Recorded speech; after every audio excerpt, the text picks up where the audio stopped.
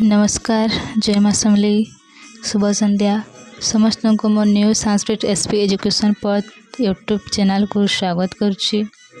वीडियोटी start करने पूर्व कही रखुच्छी वीडियोटी जदि भल लगे तो चैनल को सब्सक्राइब करने सहित वीडियो को लाइक कमेंट एवं निज सांग मान पाखक शेयर करदे जहाँफल मुझे गुड़ी वीडियो सब आनीपारि। तो आज टॉपिक रे मु +3 फर्स्ट सेमेस्टर संस्कृत ऑनर्स कोरोनार यूनिट 1 और 2 रे थिबा हितोपदेश मित्रलाभर तार पठनर उद्देश्य विषय गठन उपक्रम नीतिकथार स्वरूप नीतिकथार शैली नीतिकथार धारा प्रवाह विश्व दरबार और भारतीय नीतिकथा हितोपदेश और पंडित नारायण हितोपदेश और विष्णु शर्मा हितोपदेशर प्रस्तावना आत्मसमीक्षण गुरुत्व इत्यादि आलोचना करेंगे। तो वीडियो को लास्ट पर्यंत देखंतु। चलते आम वीडियो को स्टार्ट करवा। तो पठनर उद्देश्य अच्छी हितोपदेशक नीति कथा सम्मिलित ग्रंथ यार प्रस्तावना एवं कथामुख पठन द्वारा किए कहीं केउठारे एवं कहा निर्देश यही भली एक ग्रंथ प्रणयन व्रती हेले ताहा विशद भाव में परिणत होइतबारु से सब जानी हुए। एठारे पुत्र माने विपथगामी हेबार सूचना पाई पिता किभली व्याकुल हुए किभली तांको चिंतारे पड़ जाए।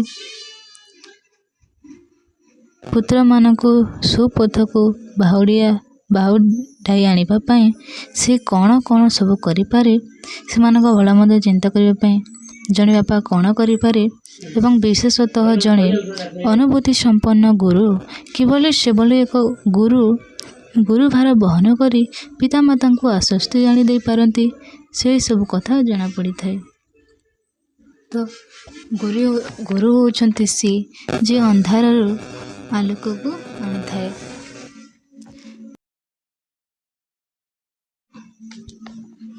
प्रस्तावना अनुसारे विद्यार प्रशंसा करा जायछि।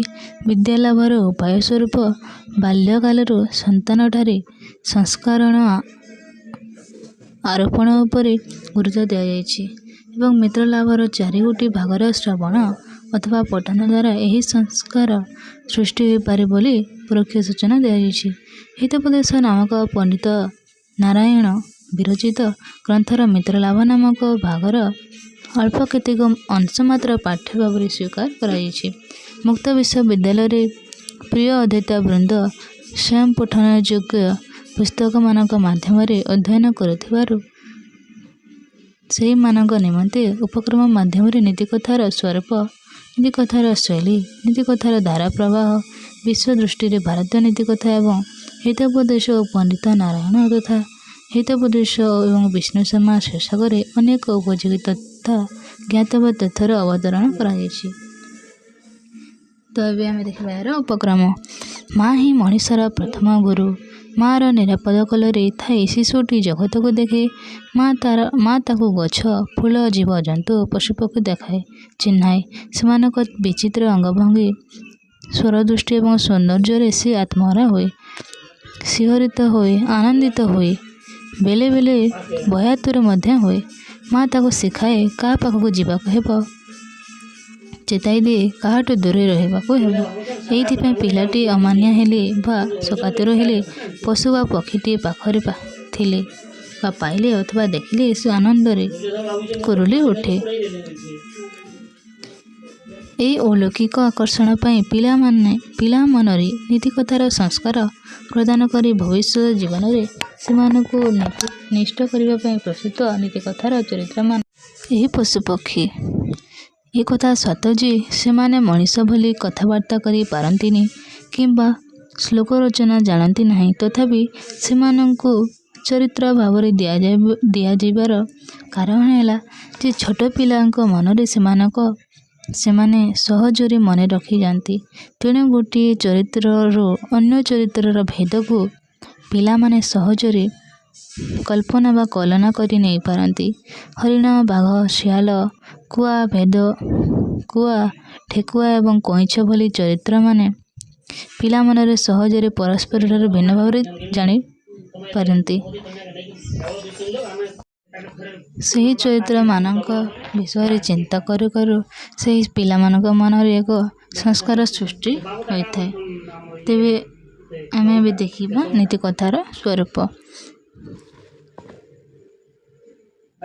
ବାଚସ୍ପତ୍ୟମ୍ ନାମକ କୋଶ ଗ୍ରନ୍ଥରେ ନିଯୁକ୍ତ 3 ନୀତି ହିଁ ସ୍ତ୍ରୀଲିଙ୍ଗ ବୋଲି ଲେଖା ଅଛି, ଯାହାର ଅର୍ଥ ହେଲା ନିୟନ୍ତେ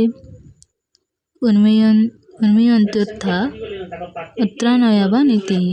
ଭାରତୀୟ ସାହିତ୍ୟ କଥାରେ ବା ଆଖ୍ୟାୟିକା, ଇତିହାସ, ପୁରାଣ, ଆଖ୍ୟାନ ଇତ୍ୟାଦିରେ ନୀତିକଥାର ବିସ୍ତୃତି ଅକଳନୀୟ, ଯଦ୍ୟପି ସେଗୁଡ଼ିକର ରୁଚି ଓ ସ୍ୱରୂପ ଭିନ୍ନ ଅଟେ।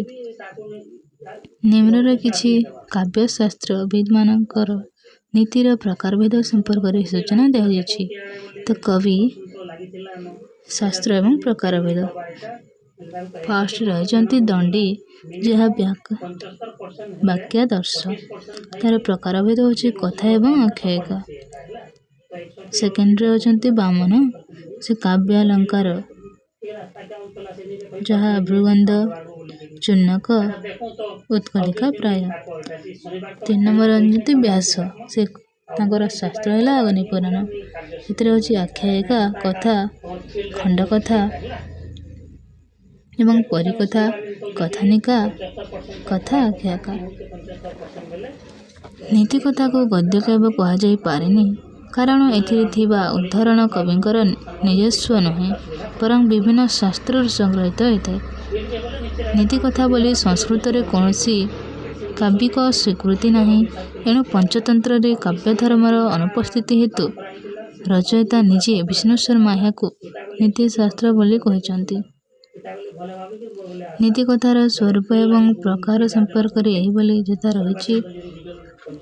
ପଶୁପକ୍ଷୀଙ୍କ ବ୍ୟବହାରରୁ ମଧ୍ୟ ନୀତିମାର୍ଗର ଦର୍ଶନ ହୋଇଥାଏ।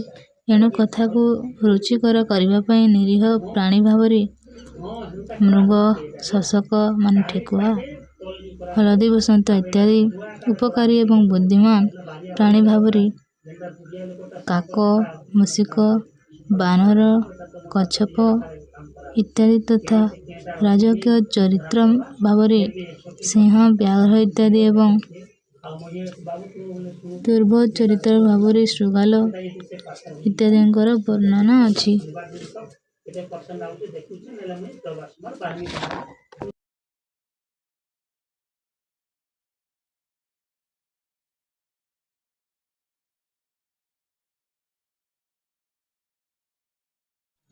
ଶୃଗାଳ, କୁମ୍ଭୀର ଇତ୍ୟାଦିକୁ ଅନ୍ୟ ଯେମିତି ପଶୁପକ୍ଷୀ ଗୁଡ଼ିକ ବିଷୟରେ ବର୍ଣ୍ଣନା କରାଯାଇଛି। ଘରେ ରହିଛି, ଏଥିରୁ ବ୍ୟବହାର ଜ୍ଞାନ ତଥା ସୁଖ ପ୍ରାପ୍ତି ହୋଇଥାଏ। ନେକ୍ସଟ ପଏଣ୍ଟ ରହିଛି ପଶୁପକ୍ଷୀଙ୍କ ମାନବ ସଦୃଶ ବ୍ୟବହାର କେବଳ କବିଙ୍କ କଳ୍ପନା ଶକ୍ତିର ଦ୍ୟୋତକ। ଏହାର ଲକ୍ଷ୍ୟ ଜୀବନ କାଳରେ ଆସୁଥିବା ଆପଦ୍ଧର୍ମର ସମ୍ମୁଖୀନ ହେବାର ଶିକ୍ଷା।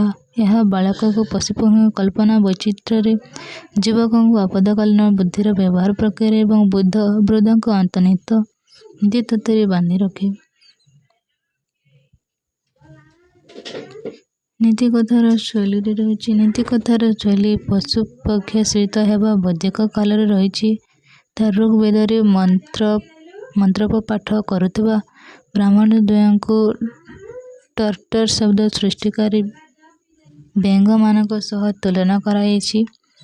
ଛାନ୍ଦୋକ୍ୟ ଉପନିଷଦରେ ସତ୍ୟକାମକୁ ପ୍ରଥମେ ଗୋଟିଏ ଷଣ୍ଢ ଏବଂ ପରେ ଏକ ହଂସ ତଥା ଅନ୍ୟ ଏକ ଜଳରେ ପକ୍ଷୀ ମଧ୍ୟ ଉପଦେଶ ଦେଇଥିଲେ।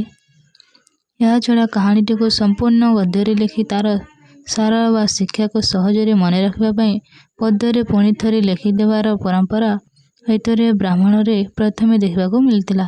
ନୀତିକଥାଗୁଡ଼ିକ ଅନେକ ଶହ ଗଦ୍ୟ ଏବଂ ପଦ୍ୟର ସମ୍ମିଶ୍ରଣରେ ଲିଖିତ। ତେବେ ପ୍ରଶ୍ନ ଉଠିପାରେ, ଗଦ୍ୟପଦ୍ୟମୟଂ କାବ୍ୟଂ ଚମ୍ପୁରିତ୍ୟଭିଧୀୟତେ। ନ୍ୟାୟରେ ଏହାକୁ ଚମ୍ପୁ କୁହାଯିବନି କାହିଁକି? କାରଣ ଚମ୍ପୁ କାବ୍ୟ ଗୋଟିଏ ଦୁଇଟି ରସକୁ ଆଧାର କରି ରଚିତ ହୋଇଥାଏ। ତାହା ଏକ ସାମାଜିକ ଅନୁଷ୍ଠାନରେ ବେଳେ ବେଳେ ଅଭିନୀତ ମଧ୍ୟ ହୋଇଥାଏ। କିନ୍ତୁ ନୀତି କଥାରେ କୌଣସି ଶାସ୍ତ୍ରୀୟ ରସ ନଥାଏ। ପଶୁପକ୍ଷୀ ଭଳି ତିର୍ଯ୍ୟକ୍ ଜନିଗଣ ସେଥିରେ ଚରିତ୍ର ପରିଦୃଷ୍ଟ ହୋଇଥାଏ।